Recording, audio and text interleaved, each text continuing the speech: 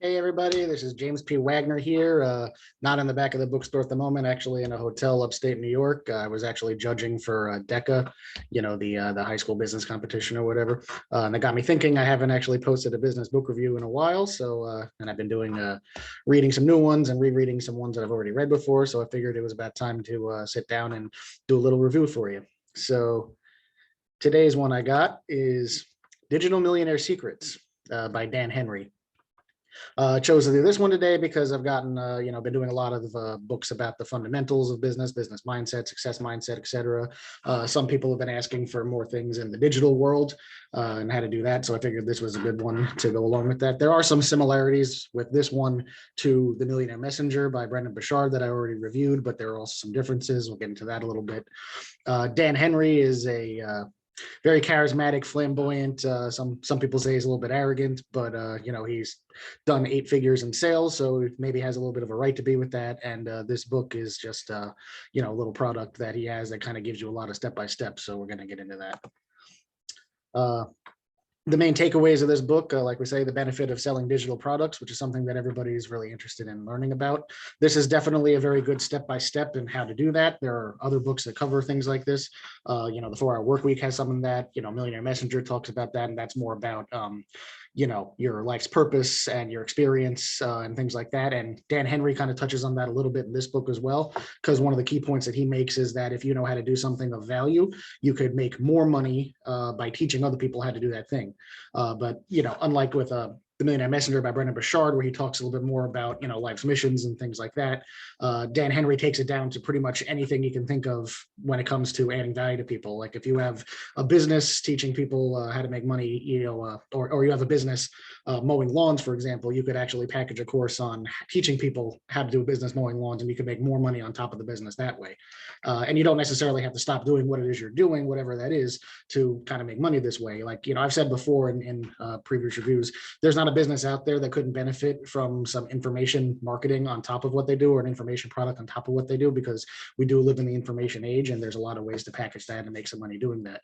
One of the stories that he actually tells at the start of this book, and I don't think it is in the introduction, but it's near the introduction, where he says that he was actually Ubering home from a conference or something like that, and there was a guy who picked him up, who the front of his seat was all dirty or whatever. We got into a conversation with this guy about what is it he was doing. He says that he was going on beaches and he was using a metal detector to actually find jewelry and stuff that people drop or whatever. And he had this big plan that he was going to save up enough money doing this on the beaches and buy some land in Alaska, because there was a whole bunch of precious metals up there, or something like that, so that he could actually do that and not have to deal with the competition, because there are other people going to beaches with the metal detector and doing this. And so Dan tells him, well, why don't you just, how much you're making doing this? He's like, I'm making about, $200-300 a week or something like that. So he says, if you've already got a business where you're making $200-300 a week doing something, why don't you, instruct people on how they could also do this? And then you can charge, $200, $300, $400, $500, $1,000 to teach people how to do that, and they'll find it worth it. And just as he was, the guy was kind of skeptical, saying, well, you better be a millionaire if I'm going to listen to what you're saying. He pulls into the house where Dan Henry lived, and he's, in a big mansion or whatever in Florida.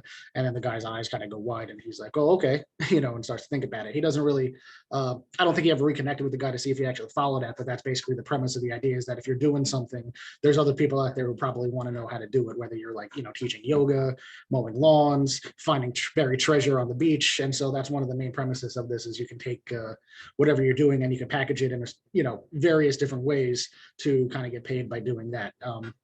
I think, one of the things that talks about is, piano teacher who actually went on to teach other people how to just handle the billing aspect of, that, because there's, piano teachers, they have a lot of different clients and a lot of different students to keep track of. And sometimes, the billing, when you get beyond a certain point, can be, a little bit of hassle. So there was somebody who developed a software specifically for, music teachers or piano teachers to do that. And he started selling that. And, that was a piece of software that went crazy. So there's a lot of different ways to do that. And, this book is pretty good at going by the step-by-step of how to start adding the value, because he talks about, getting involved with social media, and joining, Facebook groups or, groups like that. And you start adding value to the group right away when you come in, not like, a lot of people, they join a group and they just start spamming a whole bunch of like, oh, check out my product or whatever. And that's, first of all, nobody likes that. That never works. Nobody likes spam, everybody likes buying, but nobody likes being sold to. So, and especially not from people, they have no idea who they are. But the way that he approaches it in this is you go into a group, you start adding, answering people's questions when they actually have questions. You start, putting in some free stuff or whatever. You build up a reputation within the group for being very helpful. And then after a set time of doing that, you kind of offer people a free seminar or a free product or something that they can then go to outside of the group, like on your website or something like that, interact with you that way. And then after you do that, then you start offering them a paid service or a paid product. And one of the things that he also talks about a lot, which is something that more people kind of, probably should do, and it's a little bit controversial because some people are like, well, how could you market something that you haven't actually made already? Because the thing is he talks about testing your offer before you make the product.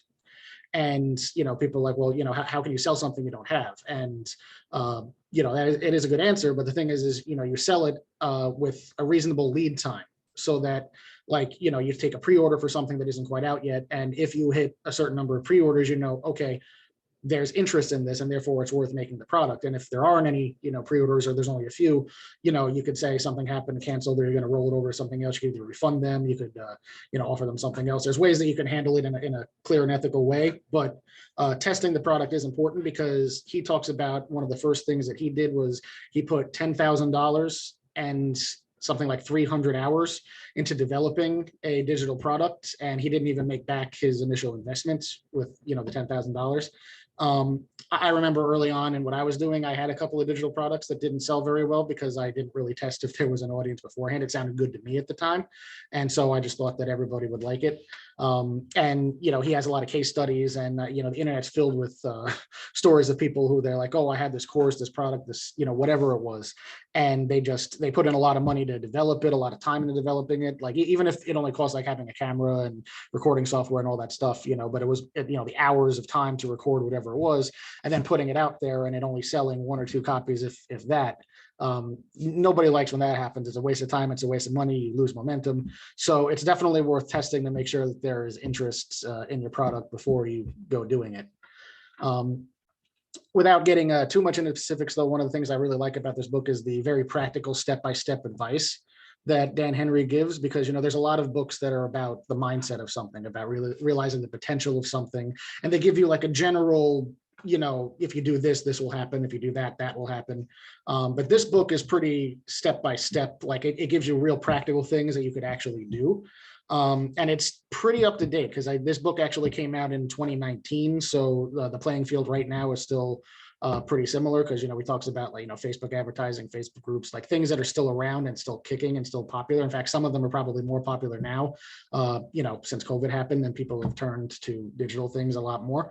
So the stuff that's in here, even is step by step, 10 years from now, it might be a little bit outdated because new things will pop up and they'll be relevant. But right now it's pretty up to date. So it's definitely worth checking out and looking through. And if you follow some of the steps with what he has, you probably will see some success in terms of that.